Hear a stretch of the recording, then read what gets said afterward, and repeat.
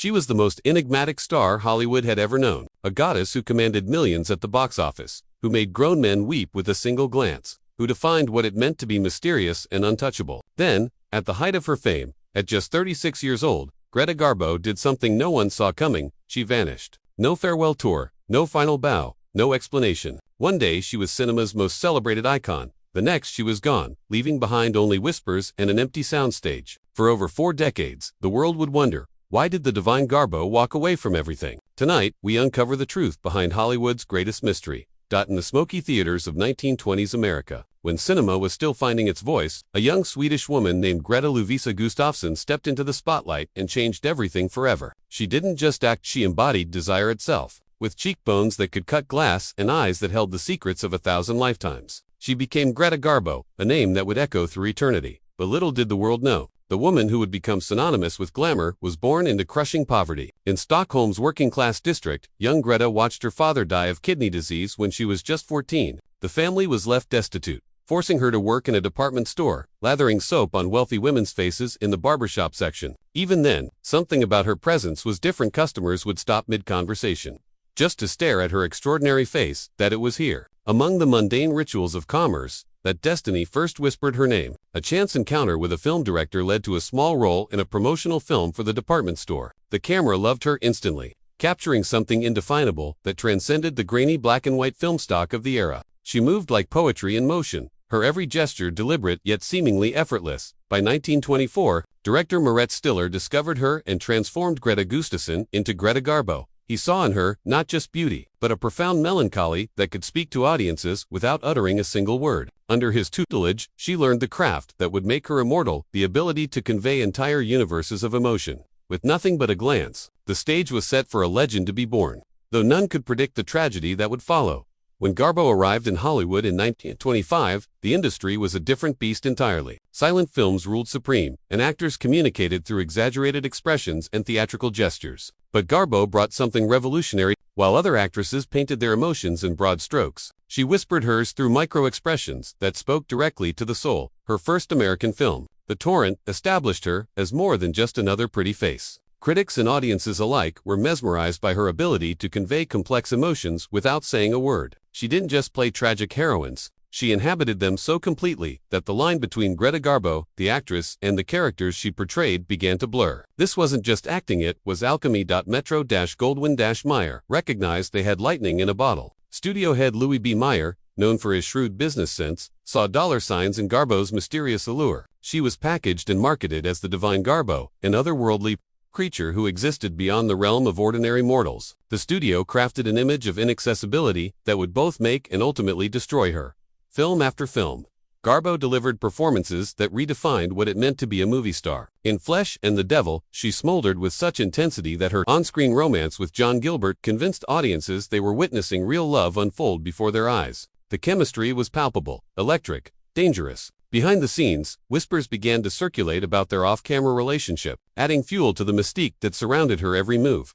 But even in those early days of triumph, those closest to her noticed something troubling. Between takes, when the camera stopped rolling, a profound sadness would wash over her face. It was as if the very act of being watched, of being desired by millions, was slowly consuming the woman beneath the carefully constructed persona. The year 1929 brought changes to Hollywood as the silent era gave way to talkies. Many careers died overnight, as beautiful faces were betrayed by unsuitable voices. The entire industry held its breath, wondering if their most enigmatic star would survive the transition. Garbo herself was terrified, her thick Swedish accent, her deep, throaty voice. Everything about her seemed wrong for the new medium. MGM postponed her talking picture debut for months, carefully coaching her, refining her delivery, and most importantly, crafting the perfect vehicle for her voice. When Anna Christie finally premiered in 1930, the marketing campaign was simple but brilliant. Garbo Talks. Those 2 words appeared on posters across the world, generating unprecedented anticipation.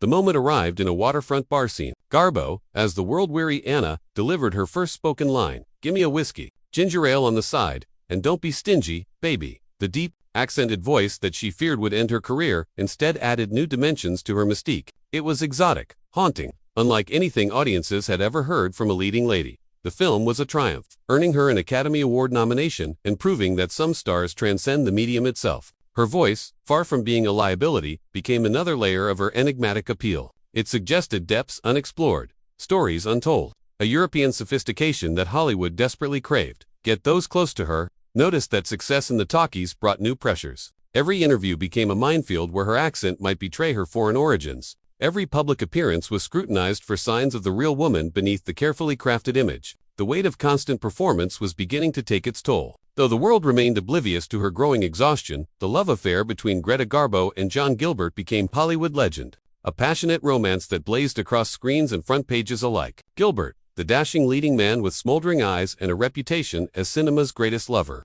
met his match in the enigmatic Swedish actress. Their on-screen chemistry was so intense, so palpable, that audiences couldn't tell where performance ended and reality began.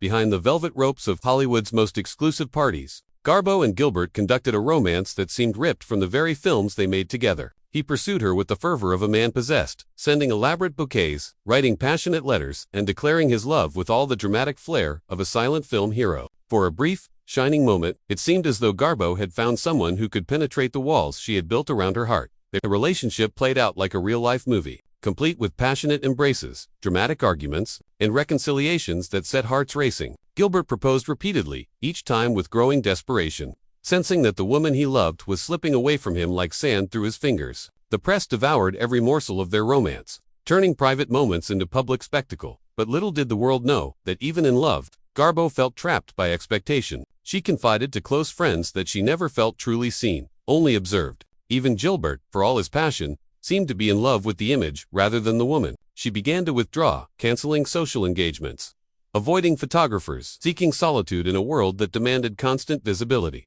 The relationship's end was as dramatic as its beginning. Gilbert's career began to falter with the advent of talkies' high voice unsuited to the romantic roles that had made him famous. As he struggled with alcoholism and professional decline, Garbo made the painful decision to distance herself. She would later say that watching someone you love destroy themselves is worse than any role she ever had to play. By the early 1930s, Greta Garbo had achieved something unprecedented in Hollywood. She had become larger than life itself. Her image graced magazine covers worldwide, her films broke box office records, and her every move was dissected by legions of fans and critics. She was, by every measure, the most successful actress in the world. Yet behind the glamorous facade, a different story was unfolding, one of a woman, slowly suffocating, under the weight of her own legend. The studio system of the 1930s was a machine designed to consume its stars, and Garbo was its most prized possession. MGM controlled every aspect of her life, from the roles she played to the clothes she wore to the interviews she gave. Louis B. Mayer treated his stars like valuable commodities, and Garbo was his most precious asset. She was contractually obligated to maintain her mysterious image,